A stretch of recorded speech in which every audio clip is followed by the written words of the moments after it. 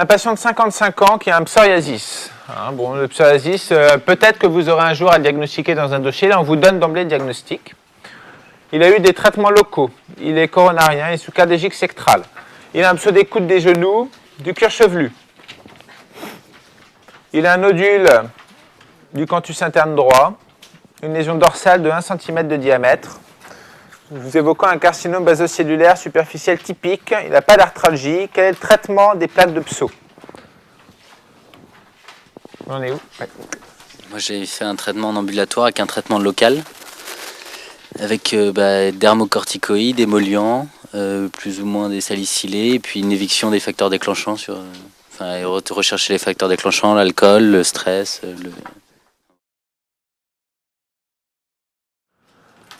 Très bien. Donc vous aviez un psoriasis qui touchait une surface limitée, puisqu'il avait les coudes, les genoux, le cuir chevelu, donc théoriquement accessible à un traitement local. Ce n'est pas parce que le malade n'a eu dans sa vie que des traitements locaux que pour une atteinte de psoriasis limitée comme il est là, vous devez partir dans des thérapeutiques systémiques. Donc on peut, le psoriasis, on n'en guérit pas, on a une prédisposition, mais on propose à nouveau un traitement local. Donc vous aviez premièrement à dire que c'était un traitement ambulatoire local uniquement, avec des lésions initialement hyperkératosiques. Il faut penser à décaper les lésions avec de la vasine salicylée. Si vous mettez des dermocorticoïdes sur une couche très kératosique, vous serez beaucoup moins actif que si vous avez bien décapé. Donc on ne se jette pas forcément directement sur les dermocorticoïdes. On peut mettre 24-48 heures de vasine salicylée. Secondairement, les dermocorticoïdes de classe moyenne ou forte. Donc là, on va aller assez vite parce qu'on vient d'apprendre à les manier dans le dossier précédent. Mais pareil, ne mettez pas de tridésonite ou de locaprate sur un psoriasis. Vous allez traîner et vous n'allez pas soulager le malade. Décroissance progressive. On peut associer des dérivés de la vitamine D, type calcipotriol, Devonex. Alors maintenant, il y a un laboratoire très intelligent qui a fait une crème où il y a à la fois de la cortisone et à la fois un dérivé de la vitamine D. C'est le Devobet. C'est du Betneval et du calcipotriol. Les émollients, très bien. Je vous ai dit, toute dermatose inflammatoire sèche, non suintante, émollient. C'est un effet antiprurigineux, anti-inflammatoire. C'est un très bon médicament, les émollients. Éviction des facteurs déclenchants. Il a dit oui, stress, alcool. C'est très bien de penser à l'alcool. Un facteur déclenchant fréquent. Et c'est bien parce qu'il n'a pas parlé du bêta-bloquant. Et pourquoi c'est bien de ne pas parler du bêta-bloquant? Parce que certes, vous savez qu'il y a des médicaments inducteurs de psoriasis. On a possiblement inducteurs de psoriasis, les bêta-bloquants, le lithium, les antipaludéens de synthèse, les IEC, l'interféron. Mais le lien entre médicaments et le psoriasis est très difficile à faire. Là, il n'y avait aucun élément dans l'énoncé qui vous permettait d'imputer le sectral, le bêta-bloquant, dans le psoriasis de votre malade. Et quand bien même il était imputable, vous n'avez pas le droit comme ça, en première intention, de supprimer un médicament crucial pour votre malade, qui est d'ailleurs coronarien, c'est pour ça que c'est crucial, sans argument ou sans alternative, ou au moins sans avis spécialisé. D'accord? On est dans une balance bénéfice-risque. Le risque d'arrêter le bêta-bloquant chez un patient coronarien est nettement supérieur au risque de le laisser en se disant que peut-être ça aggrave son psoriasis. Je ne sais pas si vous voyez un petit peu le raisonnement. Ça pour vous dire qu'il faut quand même raisonner. Évidemment, il faut avoir le tiroir médicaments et psoriasis, mais pas se jeter forcément dessus dans ce genre de dossier. D'accord? Le malade, il a plus besoin d'un bêta-bloquant que d'un autre médicament non inducteur, possiblement de psoriasis, surtout que le lien n'est pas forcément fait. Quelle est votre attitude thérapeutique vis-à-vis des lésions du canthus et de la lésion dorsale? Alors, pour la lésion dorsale, j'ai dit qu'il fallait faire une exérèse totale et envoyer la pièce en anatomopathologie. Et pour la lésion canthale, je ne savais pas trop, mais j'ai dit que c'était délicat parce que c'était mal placé. Donc, que je voulais pas trop faire grand-chose. Alors, ce qui m'embête, c'est qu'en fait... j'étais persuadé qu'il y avait une photo pour le nodule. Pas de photo du nodule. Bon, c'est pas grave. Donc la lésion. Alors, vous avez au sein des tumeurs cutanées Les mélanomes, on en a parlé la semaine dernière. Les spinaux, on en a un petit peu parlé, enfin les épidermoïdes, on en a parlé un petit peu la semaine dernière. Qu'en est-il des carcinomes basocellulaires?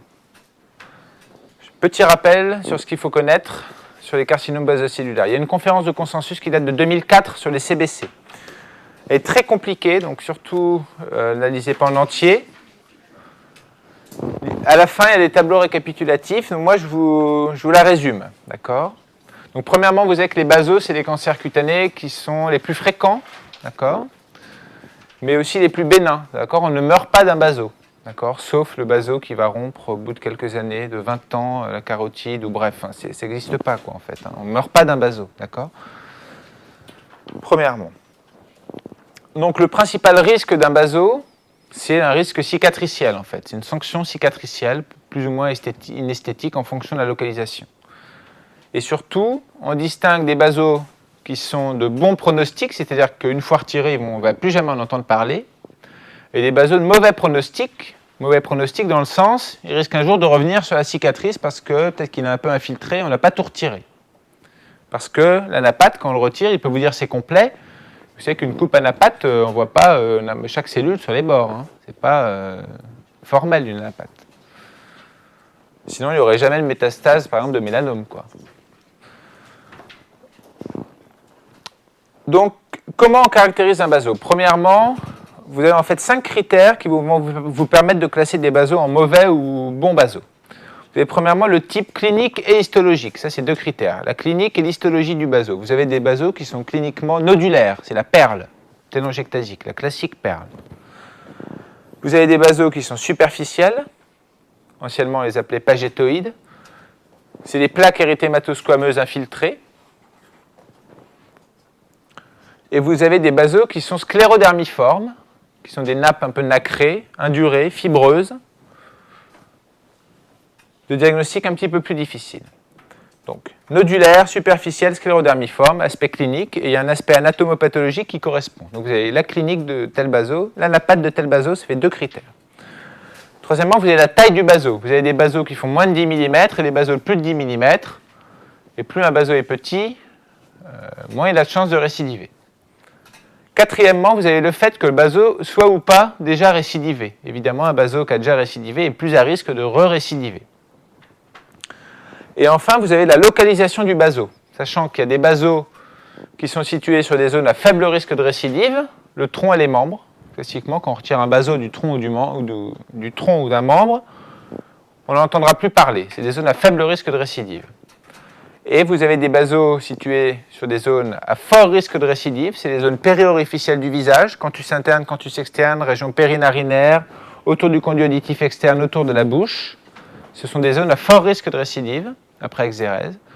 Et vous avez des zones à risque intermédiaire de récidive, c'est le front, les joues, le menton, les zones convexes du visage. Au sein parmi les types clinico-pathologiques de basos, vous avez les plus bénins, entre guillemets, c'est les basos superficiels. Après, les nodulaires. Et les plus invasifs, c'est les sclérodermiformes. En combinant tous les critères, on peut définir que le baso classiquement de bon pronostic, c'est le baso qui sera nodulaire de petite taille ou superficiel du tronc et des membres. Ça, c'est un baso qui ne posera pas de problème, qu'on pourra retirer avec des marges de 3-4 mm. Baso de bon pronostic. A contrario, vous avez des basos de mauvais pronostic. Classiquement, ça va être le baso nodulaire de grande taille ou sclérodermiforme sur le visage, surtout les zones périorificielles. Ça, ce sera des basos qu'il faudra retirer avec des marges de 5 à 10 mm, en fonction des possibilités chirurgicales. Et au milieu, le pêle-mêle, c'est les basos à risque intermédiaire. Alors, je ne sais pas, ça peut être le baso nodulaire de grande taille de la joue, ou le baso nodulaire récidivé du front. Bref, tout ça, vous n'avez pas à connaître, mais sachez, voilà, il faudra une notion qu'il y a différent. C'est pas pareil d'avoir un baso superficiel du dos que d'avoir un sclérodermiforme du canthus, quoi. Voilà, c'est ça principalement qu'il faut reconnaître. Et dans le groupe intermédiaire, les marges d'exérèse préconisées sont de 5 mm. Ça, c'est ce que dit la conférence de consensus. Elle parle un peu de la radiothérapie, etc. Je vous conseille d'oublier, le meilleur traitement d'un baso, c'est la chirurgie. Le cancer cutané, c'est chirurgie. Qu'est-ce qu'elle dit d'autre? Elle dit qu'il faut biopsier tout baso, il faut une confirmation biopsique avant une exérèse avec marge. D'accord? Vous n'avez pas le droit de retirer avec des marges carcinologiques que je viens de vous citer une lésion suspecte de baso sans preuve biopsique. Donc d'abord, on fait un petit punch biopsique, on attend le résultat. Si ça confirme baso, on retire. Il n'y a jamais d'urgence à traiter un baso. Donc pourquoi se priver d'une biopsie? Pourquoi c'est important de biopsier? Parce que si vous retirez avec des marges carcinologiques une tumeur cutanée suspecte du baso sur la joue d'un malade, vous allez faire des marges, peut-être un lambeau, une greffe, et si ça vous répond une tumeur bénigne, mais qui peut mimer un baso, genre un trichoblastome ou un trichoépithélium, un truc qu'on ne voit jamais ou que vous ne connaissez pas ou qu'on ne connaît pas très bien, et ben vous aurez retiré avec des marges carcinologiques une tumeur cutanée bénigne. Et donc, il y a quand même une sanction. C'est pas pareil de retirer avec des marges que sans marge. Il y a une sanction cicatricielle, surtout sur le visage, qui est beaucoup plus importante. Donc, toujours une preuve biopsique. Donc, pour la lésion dorsale, c'était un CBC superficiel. Donc, il fallait faire une biopsie pour examen anapathe, puis exérèse avec des marges de 3 à 4 mm, envoi de la pièce en anapathe. Alors, vous étonnez pas, dans la correction, je mets que la biopsie n'est pas obligatoire parce que dans la conférence de consensus, ils disent que lorsqu'un baso est superficiel et situé sur une zone à faible risque de récidive, on peut se passer de biopsie. Moi, pour simplifier les choses, on ne vous en voudra jamais d'avoir biopsié un baso. Donc retenez qu'on biopsie tous les basos, d'accord? Pour la lésion du canthus interne droit, alors je suis un petit peu étonné parce que je crois avoir mis une photo, j'en suis désolé. Il y avait une superbe photo d'un nodule perlé télangiectasique qui devait vous faire le diagnostic de carcinome basocellulaire nodulaire. Et donc là, il fallait comprendre que c'était une zone à haut risque de récidive, que ce n'était pas pareil que de l'avoir sur le dos. Donc il fallait une biopsie pour examen anapathe, puis exérèse avec des marges de 5 à 10 mm, car baso de mauvais pronostic. Reconstruction soit par greffe, mais plutôt par lambeau sur le visage. Pièce opératoire en anapathe. Donc c'était une question pour vous apprendre à traiter chirurgicalement un baso avec les bonnes marges, bien envoyé en anapathe, bien biopsié avant, et savoir qu'il y a des basos plus ou moins gentils, plus ou moins méchants. Comment surveiller votre patient par la suite? Personne suivante. Déjà, on va surveiller l'évolution du psoriasis, savoir si le traitement est efficace, s'il n'y a pas d'arthralgie, s'il n'y a pas d'aggravation. Ensuite, on va faire une surveillance sur l'état général cutané du patient, s'il n'y a pas d'autres lésions suspectes comme des mélanomes, d'autres carcinomes basocellulaires. Voilà, et l'état général, enfin, d'une façon plus globale. Donc, question spécifique de surveillance. Donc, je vous répète, une question de surveillance, il faut une fréquence. Et évidemment, il faut détailler. D'accord? Il ne suffit pas de mettre clinique. Voilà. Donc, la fréquence, pour les carcinomes basocellulaires, c'est une fois par an à vie. D'accord? Ce n'est pas comme dans les mélanomes où on a vu que la fréquence était très rapprochée tous les 3 à 6 mois, les 5 premières années, puis tous les ans. Là, c'est tous les ans à vie. Je vous répète, il n'y a pas de risque létal pour le malade. D'accord? Il y a un risque cicatriciel, donc ça peut attendre un an. Une fois par an. Il n'y a pas de conférence de consensus sur les carcinomes épidermoïdes. En pratique, c'est une fois par an. Aussi. Oui. Quelle est la modalité de surveillance des carcinomes épidermoïdes? Ça a été la question. Il n'y a pas de conférence de consensus sur la prise en charge des carcinomes épidermoïdes, mais classiquement, on les surveille une fois par an. J'entends patients ayant des tumeurs cutanées multiples une fois par an. Après, ça dépend s'il y a eu ou pas une atteinte ganglionnaire. D'accord? À ce moment-là, on surveillera tous les 3 à 6 mois. Mais ce n'est pas codifié. J'entends pas de conférence de consensus pour les épidermoïdes. La surveillance pour les basos, bien évidemment, elle est clinique, puisqu'il n'y a pas de morphologie, puisque c'est une malignité locale. Et on surveille de la même façon que dans le dossier de la semaine dernière. Vous faites un examen dermatologique complet, c'est la tête aux pieds. C'est les muqueuses, le cuir chevelu, les plis, les ongles. Ces patients dévêtis de la tête aux pieds. Et on cherche certes des basos, des épidermoïdes, des lésions précancéreuses, et également des lésions pigmentées, bien évidemment. Puisqu'un malade qui fait un baso est plus à risque de faire un épidermoïde ou un mélanome. Et on vérifie la bonne compléance à la photoprotection, selon les mêmes mesures en fait qu'un malade ayant une lésion pigmentée type mélanome. pour le psoriasis, c'est également un suivi clinique. Généralement, on revoit à 1 mois et après on espace le suivi en fonction de l'état clinique. Il faut aller chercher des signes de bonne efficacité du traitement dermocorticoïde ou du traitement vitaminique D. Chercher des complications de la corticothérapie locale. Évaluer la compliance, notamment le nombre de tubes ou la quantité de tubes utilisés depuis 1 mois de dermocorticoïdes. Je vous dis que 6 mois plus tard, il a une grande poussée de psoriasis, les plaques touchent plus de la moitié du revêtement cutané, il n'a pas d'arthralgie, il a doublé ses dermocorticoïdes. Qu'est-ce que vous pouvez lui proposer? Alors, on peut lui proposer peut-être encore de la puvathérapie. Et sinon, un traitement par voie générale, type Soriatane, je ne sais plus ce que c'est, la DCI. D'accord, quoi d'autre? Puis après, non, je ne savais pas. Après, tu lui dis, voilà, on ne peut plus rien pour vous, monsieur. C'est soit des rayons ultraviolets, soit du Soriatane, et après, c'est fini. Vous êtes devant un psoriasis qui résiste à un traitement dermocorticoïde, qui est étendu, d'accord? Donc, il paraît quand même, plus la surface est étendue, plus c'est difficile de mettre des dermocorticoïdes, parce que vous êtes devant une maladie chronique.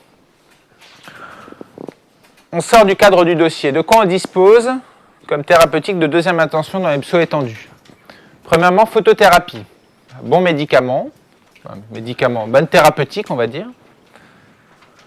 Deuxièmement, des thérapeutiques systémiques. Soriatane, c'est la citrétine, c'est un rétinoïde, c'est un apparenté à l'isotrétinoïde. Méthotrexate, très bon médicament, pas cher, facile à administrer, très peu toxique, aux doses qu'on utilise en dermatologie. En deuxième intention, voilà principalement ce qu'on utilise. La cyclosporine, on l'utilise quasiment plus. Je vous conseille de la rayer de l'arsenal thérapeutique de psoriasis, car elle est très immunosuppressive. Profil de tolérance médiocre, hypertension, hypertrichose, hyperplasie gingivale, insuffisance rénale. Mais surtout pour le côté immunosuppresseur, c'est souvent des patients qui ont eu de la photothérapie longtemps avant, qui favorisent les cancers cutanés. Si on fait de la cyclosporine par-dessus, classiquement, c'est malades qui vont faire beaucoup de cancers cutanés sous cyclosporine. Donc, qu'est-ce qu'on peut utiliser dans ce cas-là? Il faut savoir que la photothérapie, c'est une bonne thérapeutique. Cependant, ce n'est pas anodin de mettre un patient 3 fois par semaine pendant 30 ou 60 séances dans une cabine de rayons ultraviolets. C'est procarcinogène. C'est comme si le malade faisait des bains de soleil répétés. D'accord? Donc, tout antécédent de cancer cutané. C'est changement de cassette, non? 1 minute. Tout antécédent de tumeur cutanée est une contre-indication formelle à la photothérapie. Vous allez aggraver encore le risque oncogène de votre malade. Donc, c'était une contre-indication formelle à la photothérapie. Les autres contre-indications de la photothérapie, c'est de type PUVA, c'est insuffisance rénale hépatique, car le malade ne peut pas métaboliser les psoralènes. Toutes les maladies photosensibilisantes, lupus, dermatomyosite, porphyrie, toutes les prises de médicaments photosensibilisants, la cordarone, phénothiazine, fluoroquinolone. L'enfant et la grossesse. L'enfant, on ne va pas griller son capital. La grossesse, c'est un état de photosensibilité de base. Donc, on peut faire des UVB pendant la grossesse, mais exceptionnellement. La cataracte, c'est une contre-indication relative. C'est un risque d'opacification du cristallin, voire des implants sous photothérapie. Donc, surtout pas de photothérapie. Il nous restait Soriatane ou méthotrexate. Soriatane est une molécule qu'on peut utiliser, cependant, molécule qui entraîne des dyslipidémies, d'accord? Donc on n'avait pas trop envie de rajouter dans le dossier un facteur de risque cardiovasculaire à notre malade. Donc la molécule de choix à utiliser, c'était le méthotrexate, qui est un anti-inflammatoire immunosuppresseur qu'on utilise à dose faible dans le psoriasis, à des doses souvent inférieures à ce qu'utilisent les rhumatologues et bien évidemment aussi les hématos, qui se prend 1 fois par semaine avec de la spéciafoldine, qui est en fait l'antidote qu'on prend à distance de la prise du méthotrexate. Donc soit on prend 5 jours sur 7 la spéciafoldine et on ne prend pas la veille et le jour du méthotrexate, soit on prend 3 comprimés de spéciafoldine au milieu de la semaine à distance du méthotrexate. Et à jamais oublier de prescrire l'antidote, ça améliore la tolérance du produit, il y a moins de troubles digestifs quand on prescrit la spéciafoldine, et il y a moins de cytopénie quand on prescrit la spéciafoldine. Donc c'était le traitement de choix, avec un bon profil de tolérance. Il n'y avait pas d'indication aux anti-TNF ou aux biothérapies, ces nouvelles molécules, les anticorps monoclonaux anti-TNF. Est-ce qu'on peut avoir un petit peu de silence, s'il vous plaît? Merci. Les anti-TNF qui sont indiqués en première intention dans les psos articulaires ou bien en deuxième intention dans les psos cutanés après échec ou contre-indication d'au moins 2 traitements parmi photothérapie, acitrétine ou méthotrexate.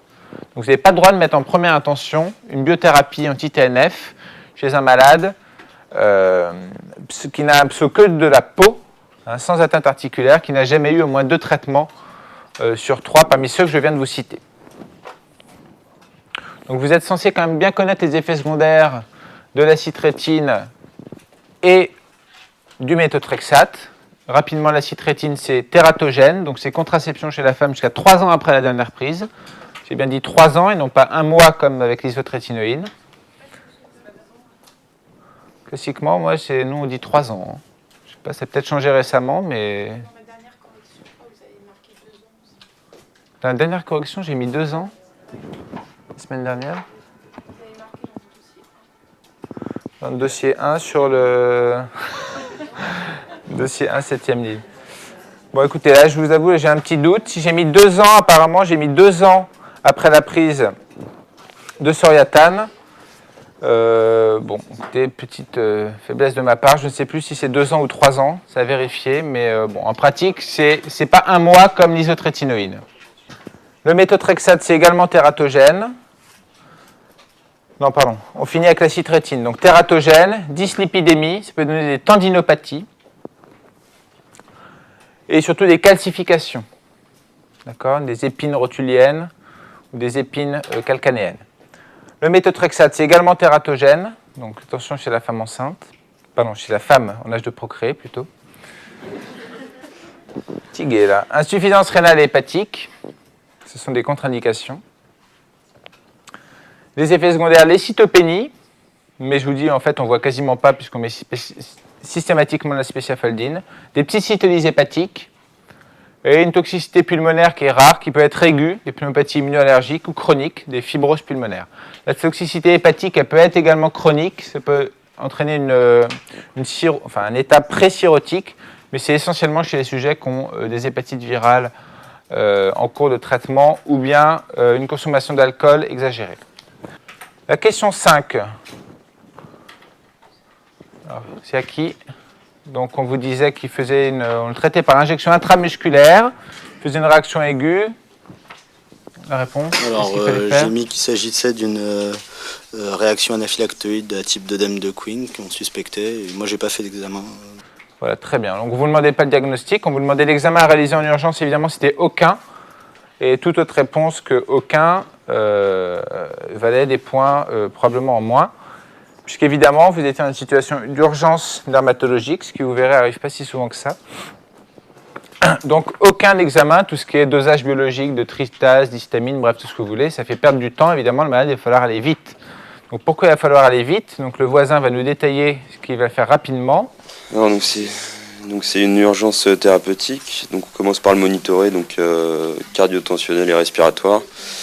Et alors on instaure une oxygénothérapie au masque avec nébulisation de moi j'ai mis le bronchodilatateur et adrénaline, vous demandez. Et puis j'ai mis une corticothérapie parentérale. Voilà, une surveillance et puis déclaration de la pharmacovigilance. D'accord. Donc là, typiquement, vous êtes devant le dossier où l'ordre chronologique de votre réponse peut valoir des points. Enfin, sous-entendu, le fait de ne pas mettre une réponse logique, chronologiquement logique, peut valoir des points en moins. D'accord? Donc, qu'est-ce qui doit apparaître dans votre réponse? Que premièrement, c'est une urgence. D'accord? Urgence vitale. Et qu'ensuite, vous faites les mesures les plus facilement applicables dans le contexte d'urgence. Il ne s'agit pas forcément d'aller chercher la veine chez le malade qui est dans une ambiance un peu vasoplégique. D'accord? Le plus simple à faire en urgence, c'est un masque pour oxygénothérapie à fort débit et injection sous-cutanée d'adrénaline 0,25 à 1 mg à répéter en fonction de la réponse tensionnelle. C'est plus logique de commencer par ça que d'aller chercher une veine pour remplir et perfuser, faire le bolus de corticoïdes à votre malade. Donc, oxygène, adrénaline. Secondairement, voie veineuse de bon calibre, remplissage, soit macromolécules, soit sérum physiologique, au fond, peu importe. Hein. Il y en a qui disent que le sérum physiologique remplit tout aussi bien que les macromolécules. Corticothérapie intraveineuse, donc Solumédrol 1 mg kilo en IVL à répéter en fonction de la réponse. Et il oublie un élément thérapeutique important. Je vous ai dit que les antihistaminiques, s'il y a bien une pathologie où c'est efficace, c'est dans l'anaphylaxie, tout ce qui est urticaire, angioëdème, donc angioëdème ou œdème de Quincke, choc anaphylactique, puisque là, le malade il est inondé d'histamine, il faut bloquer tous les récepteurs pour être actif, donc il faut faire une ampoule 10 mg intraveineuse lente de polaramine à répéter également en fonction de la réponse. Donc c'est vraiment une classe pharmacologique très importante dans ce genre de dossier. Arrêt définitif du médicament incriminé, donc des injections d'immunosuppresseurs. Déclaration à la pharmacovigilance. Donc vraiment, j'insiste sur l'ordre chronologique de votre réponse. Si vous étiez devant la même question, mais que le produit passait en perfusion, d'accord, il aurait fallu en urgence, arrêt de la perfusion. Si c'est une transfusion, un accident transfusionnel, vous penserez en premier à mettre arrêt de la perfusion. C'est paraît évidemment pas logique du tout de faire toutes les mesures pré-réanimatoires chez votre patient et de mettre à la fin, au fait, j'arrête la perfusion. D'accord ? Donc pour vous montrer que classiquement, vous pouvez avoir des questions, la chronologie, vous pouvez avoir un bonus de points ou un malus de points en fonction de l'ordre chronologique de votre réponse. Donc là, il faut vraiment vous mettre dans la situation. La question, est-ce qu'on peut mettre l'adrénaline en intraveineuse directe ? En fait, le plus simple, d'accord, le temps de trouver la veine. Oui, enfin, une fois que tu as la voie veineuse, ton malade, généralement, il va mieux. En fait, le but, c'est, la sous-cutulaire, c'est quand même la voie la plus facilement accessible dans le contexte de l'urgence, quoi, plus que la voie IVL. Tu vois, si tu n'as pas besoin forcément de trouver la veine d'emblée, ça peut marcher à répéter en fonction de la réponse tensionnelle, surtout qu'il était sous bêta-bloquant. Alors, ça ne veut pas dire qu'il va forcément pas répondre à l'adrénaline, hein, peut-être qu'il aura besoin de plus grosses doses d'adrénaline que s'il n'était pas sous bêta-bloquant. Oui, question ? Alors, quelle est la place des dosages d'histamine et de tryptase ? Histamine, on la dose jamais. Et la tryptase, on peut la doser sans urgence. Alors, c'est quasiment jamais en urgence. Sans urgence, ça peut se doser dans les mastocytoses. C'est les infiltrations cutanées, des lésions cutanées où il y a un excès de mastocytes. Vous connaissez cette cellule qui contient les granules d'histamine, qui peuvent se mettre à dégranuler en fonction de certaines prises médicamenteuses, d'un stress, d'un frottement. Et la tryptase sérique dans les mastocytoses peut être corrélée à la charge mastocytaire. Mais sinon, il n'y a pas d'autre indication à des dosages. Est-ce que le fait que l'injection du médicament ait lieu en intramusculaire est plus grave ? Je n'ai pas connaissance que la voie joue un rôle. Tu peux très bien faire une réaction, la même réaction après la prise Peros, IAM, sous-cut, peu importe. En fait, il n'y a pas vraiment de corrélation entre la sévérité de l'atteinte et la voie d'administration. La question 7. Il s'améliore, il veut porter plainte pour faute médicale. Quelle est la définition et les modalités de réparation financière ? On est là. La faute médicale, c'est quand la responsabilité du médecin est engagée. Donc, il y a une maladresse lors de la réalisation d'un acte médical. Et il faut qu'il y ait une relation de causalité qui soit démontrée. Et ici, en fait, c'est un aléa thérapeutique, c'est pas une faute médicale. Donc, elle sera indemnisée sûrement financièrement, mais je sais pas. Très bien. Donc, la faute médicale, c'est un manquement aux règles de bonne pratique médicale. Donc, ça peut être une maladresse, une inattention, un manquement à une obligation, une imprudence. Avec un lien de causalité, avec un préjudice pour le malade. En effet, là, on était dans le cadre d'une réaction médicamenteuse qu'on ne peut pas prédire, d'accord ? Donc, si tant est que le médicament a été prescrit selon les bonnes règles de prescription, l'AMM, etc., on était en effet dans le cadre d'un aléa thérapeutique, voilà ce qui était important, l'aléa thérapeutique. Et les modalités de réparation financière, si le patient l'exige, dans les aléas thérapeutiques, il peut être indemnisé par l'ONIAM, l'Office d'indemnisation, l'Office national d'indemnisation des patients sujets aux aléas médicaux.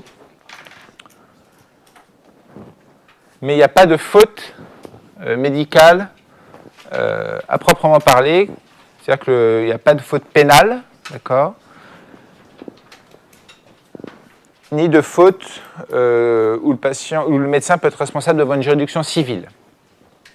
Vous devez connaître les différentes modalités de réparation si le médecin s'est rendu coupable d'une faute pénale. Dans ce cas-là, c'est juridiction pénale et le patient peut se porter partie civile. si le malade, le médecin ne s'est pas rendu coupable d'une faute pénale, mais que le patient, par exemple, surtout en chirurgie esthétique, le malade, il n'est pas content du résultat et il veut se retourner contre le médecin, il peut se présenter devant une juridiction civile. Et à ce moment-là, c'est au patient de demander à un avocat et de chercher en fait les charges contre le médecin, et ce n'est pas la juridiction pénale de le faire.